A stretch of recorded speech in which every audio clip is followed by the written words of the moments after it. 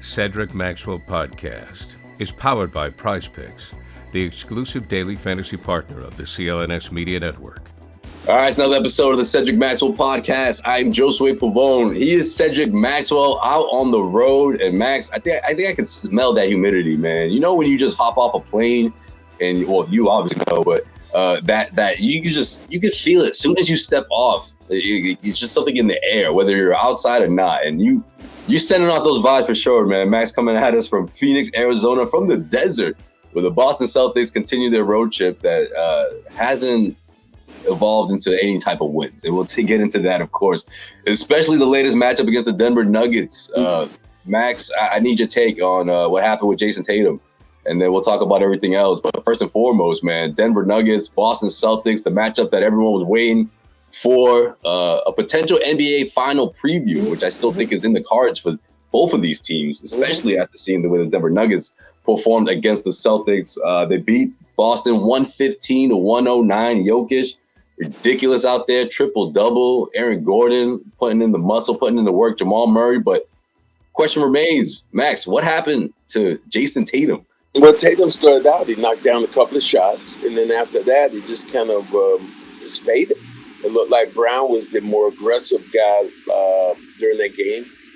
Jaylen Brown, 40 points plus, and really just seemed to be 41. You give me that Jaylen Brown for the rest of the year, I take that. Emotional, mean, just had an attitude about him all night. Almost got thrown out early in that basketball game. Jaylen gave him a technical, and then after that, Tony Brothers like this, gave him the wave off, and that's one thing you don't do with NBA refs. But they hate that. It was a good game. Celtics got back in it. I was more impressed by the Celtic following. Man, that place was rocking with Celtic fans. And at the end, Jayson Tatum had a chance to put the Celtics ahead. Great comeback. Came back. Tatum had a 3-point shot with about Celtics down by 2. Brown forced a turnover. Tatum ended up with the ball in the corner by himself and just missed the 3. But, those things are going to happen. But again, it was a very competitive game. Denver kind of controlled the flow of the game, but then the Celtics got in and did what they needed to do. For all you guys right now listening to us, and, we appreciate your, being the listeners and the viewers and all that stuff. This is me right now acting like Ray Charles today. Because I'm out here in the sun. It's about 75 degrees right now here in the desert. So I'm just trying to give you guys a taste of heaven. Watch how this goes. Watch how this goes. Oh, that's what this is? Oh, it looks like a flex, but okay. I really appreciate that. It would be. This would be a flex from my balcony here. Man, I'm looking out on.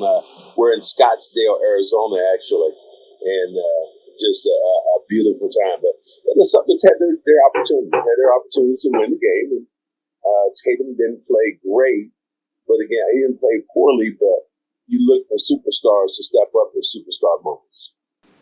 Right. And I guess, you know what, Max, I guess I should have framed my question better, because I guess that's pretty much what I'm getting at, in the sense of people questioning this whole, is he the top 5? Tatum shows up. When he's not, he disappears sometimes in these big games. You talk about that quick start that he got off in that first quarter. And yeah, you hit that big 3 in the corner, all's forgiven, right? Everyone would say, oh, hey, Tatum didn't have it, but he hit the big one. He misses the shot in the corner, but I just felt like it was that version of Tatum where, like, things aren't going his way and he gets a little pouty sometimes. And hey, to his credit though, a year ago or two seasons ago, we see a 3 for 18 stat line. We see, he finishes with 15 points, 8 assists, 4 rebounds, but it's those 5 turnovers that stand out most, right? And I don't like the way the Denver Nuggets defended him. I saw it as it wasn't just doubling him and giving him that pressure, but it was taking away what he likes to do when he gets in those situations. The first person he passes to, like, it seemed like they just knew his tendencies. But again, I guess my question overall is, like, do you expect Tatum to just flip that switch, or do you chalk it up to, oh, he just didn't have it that night? I think it was that game. That game in particular, and it rolled off of, the thing that really bothered people was it rolled off the game he played in Cleveland, where he only had, I think, 2 points in the second half after scoring 20 in the first half, doing whatever they want to. Celtics go up by 22 in that game, and they stopped playing. And I think that bothered a lot of people, but it was going to be a tough game playing in Denver. Aaron Gordon played really well. Porzingis played well. Didn't get a lot from White. White was more of a facilitator in that game. But give Drew Holiday, who had those 2 big threes to put to make it a one possession game. So I like their effort. I like what happened. The results at the end of the day weren't what the Celtics wanted, but now you have to turn the page and get ready for a big game when you're playing here, and you don't want a 3-game losing streak to turn into something else. So you got to put the fire out while you're out here in the land of the desert, so to say. What do you make of Celtics' late game execution? Because unlike last season, that humongous win streak that went into double figures, we didn't see the Celtics necessarily go down to the wire with a lot of opponents, right? They seem to put these guys away before it gets to that point, or a handful of times where they seem comfortable in closing it out, right? Closing out quarters, what Joe Mazzulla talked about by the 4th or midway through the 4th. A lot of these games throughout that 11-game win streak, the game was essentially over. Now you see the Celtics team tested in these back-to-back games, Tuesday night, Thursday night. Dean Wayne went off for 20 points in that fourth quarter, 5 3-pointers, outscoring the Celtics in the fourth quarter alone. That type of stuff isn't going to happen all the time. But what do you make of how the Celtics execute when they're in those situations? To get back in that game the way you did, you're down by 9 or 10 with about less than 2 minutes to go, and then you make it a one-possession game. So everything was good there. Defensively stepped up. Porzingis was really good again. He did a lot of things. But you're going to have a problem, though. Everybody has the same problem with Jokic. And I was talking to Brad Stevens about it. President of basketball operation for the Celtics. And we were walking out to the plane. He said, that guy is good. He is damn it good. And, man. And I told him, I said, the thing that you don't do with Jokic is you can't, what you try to do with most players is speed them up, get them out of their comfort zone. He continues to be in his comfort zone. He is that turtle that's gonna, just slowly get the way he gets once again. Biggest thing about this, you want to take this biggest takeaway? I got you. Biggest takeaway. The Celtics have not played their A game yet against these guys. You've not seen the A game from the Celtics. So if the Celtics are at their A game, I still believe that they're a better team. Are we going to see these two teams face off in June? I hope, man. I hope. It could be classic NBA Finals right there. I tell you what, it wouldn't be. It wouldn't be no happiness for me going to Denver though, because ain't a damn thing to do up in there. Really? Oh man, I heard get ready right now. Well, I get ready right now. They ain't shit to do in fucking Denver. They ain't damn thing. The best thing Max said, "This is no Atlanta." The best thing I did. No Atlanta. I went to Capitol Grill. Met a nice woman that the bartender served me some good food, but other than that, shaky. They ain't got nothing for you, right? Then ain't nothing for your boy in Denver at all. But it's about the game. It's a good arena. It's lively there.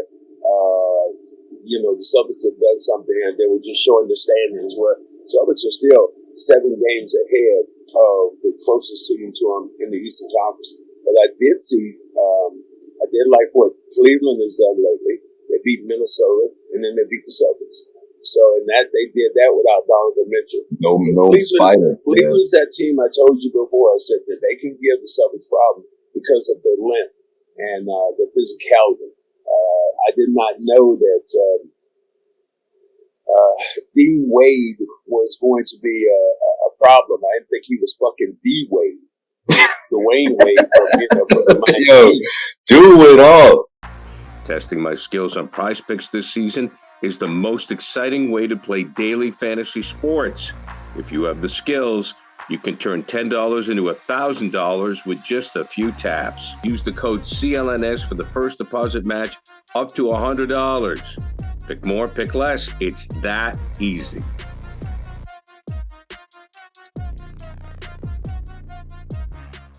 Sort of the formula of how to beat the Celtics, right?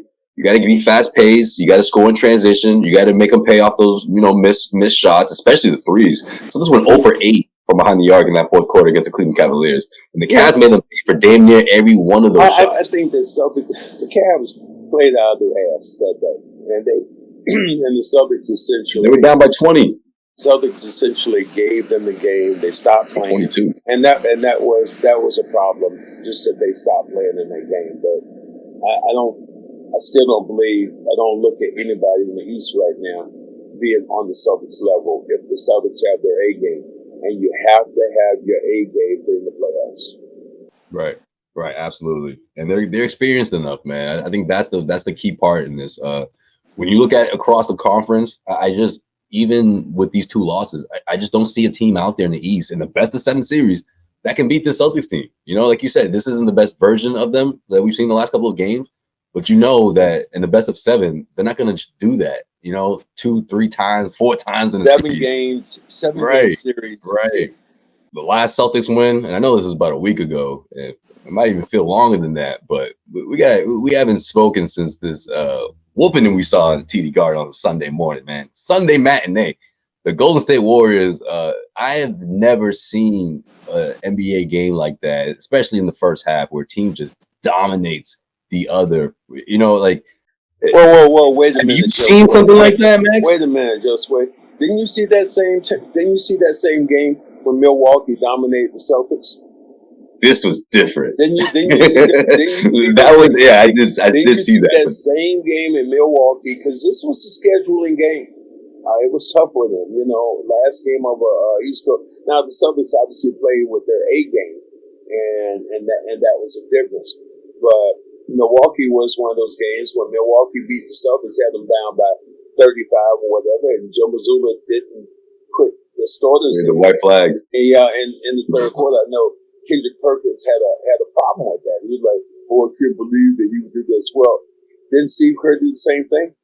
I mean, there was he did not play. He did, and coaches, this is a big I was going to say, Max, Steve Kerr told us he made a decision mentally around the beginning of the second quarter, end of the first. He's like, these coaches know a lot more than analysts do, Kirk, than, knowing what their teams can do and what their teams need. As an analyst, we're always going to look at it, try to, be a little bit more critical about the coaching. But he knew his team didn't have it that day in Milwaukee. It was an overtime game. You beat Minnesota, and then you came there. It was an early game, snow. It was just an ugly time. But coaches know essentially what they want to do. But that beat down that they put on Golden State seemed like it might have helped Golden State, because Golden State came out and won a couple of games after that. Man, they beat the brakes off the Bucks. Not like the Celtics did to them, but it was And the Bucks just lost again to Lakers. Man. So Lakers trying to make some noise, and the Fakers are trying to make some noise. But there's some teams out there in the Eastern and the Western Conference right now. They'll make some noise. But first things first, Celtics have to win this game here. I don't think Devin Booker is going to be playing tonight. Wow. But if he's not playing, Celtics have to make Durant pay. And you have to make him pay on the defensive end. He's long, he's athletic, but if you're going to get to them, you got to get to them on their defensive end, making them use some of that energy instead of just becoming a shooting contest. Because Durant is good as anybody they give a shot at. Right, 100%. And as for the Lakers, man, they just got that win at the end, man. It was really, really close. No LeBron James. LeBron was looking like you with the shades on indoors. Let me take my shades off real quick so you can know. You at least you know it's me. But now I'm out here in the sun, so I got to pull it back on. Okay. Yeah. Thank you. That's how you're supposed to use them, man. Thank you. I've never been a fan of the whole shades indoors, man. Did you used to do that back in your day? I'm not at all. I mean, I don't know when they got that look, but I'm not the same way with men wearing hats in the building either. I'm not a big fan of when you come into. I'm from the South. When you come into a building, baseball cap, whatever hat you have on, it should not be on your head. If you come in as a real gentleman. So but the shade look outside in the sun like this, it's a must. Let me get that look off real quick. Yes. Wow. And you get that look off today for that's the vibes right there. The sun here. This is just I'm glistening a little bit right now because I'm out here in the sun and it's beautiful. It's supposed to be like 70, maybe 72, 73 degrees a day, maybe a little bit more.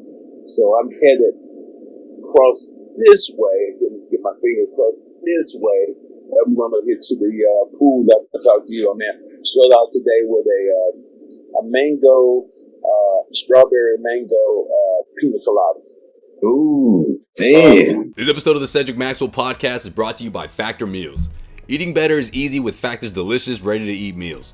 Every fresh, never frozen meal is chef-crafted, dietitian approved, and ready to go in just 2 minutes. You'll have over 35 different options to choose from every single week, including Calorie Smart, Protein Plus, and Keto. And every meal is dietitian approved to be nutritious and delicious. Head to factormeals.com/Cedric50 and use the promo code Cedric50 to get 50% off. That's code Cedric50 at factormeals.com/Cedric50 for 50% off. Let's get you out on this, man. NBA Player of the Month, Eastern Conference Player of the Month, Jayson Tatum. Western Conference went to Luka Doncic, but the Player of the Week last week was Jaylen Brown. Talk about this stretch of basketball we're seeing from Tatum since the All-Star break, man. It just seems like he's just dialed in and on another level right now. I hope and I hope this aggression goes off to Tatum the same way. I'm just being a little bit more aggressive. His attitude towards different players. Brown is getting back to 80s basketball, where it's like he ain't got no friends. And I'm gonna get it ready again. I love this shit. I love it. This shit is unreal when you think about playing with that kind of aggression, especially during our time now, the 20s, 2020s, 24. Players are normally a lot more friendly. He's starting to take this thing to heart. And if you're going to win the championship, you can't be afraid to step on some damn toes. You got to be like Papa Josue. When he used to tell you what to do, he wasn't trying to make no damn friends. The first thing your mom and dad used to tell you back in the day, and something happened, you're like, they'll tell you, I'm not your damn friend, okay? I'm not your friend. Who do you think talking to like that? I'm your parent, okay? I'm your parent, okay? This way I'm your parent. So, get off all that. And this is what I love about, Brown here in this last week or so, just aggression. And that's going to suit the Celtics that much better. Right. Yeah, man. I remember one time I dropped the guys or something like that. I was like, you guys just leave me alone. She's like, guys, you talking about your mother and your father? I was like, all right. You're right. Slipped up. 12-year-old Josue was in his feelings, going through puberty. He said, guys, would you guys just leave me? Something like that. Like, you guys just leave me alone or something like that. They were like, guys. They looked at each other like almost like laughing, like, who are you talking to right now? We appreciate you guys, obviously, listening, watching, subscribe, share the episodes, man. We appreciate your support and all the positive feedback. That's going to do it for this episode of the Cedric Maxwell Podcast. We'll see you guys next week.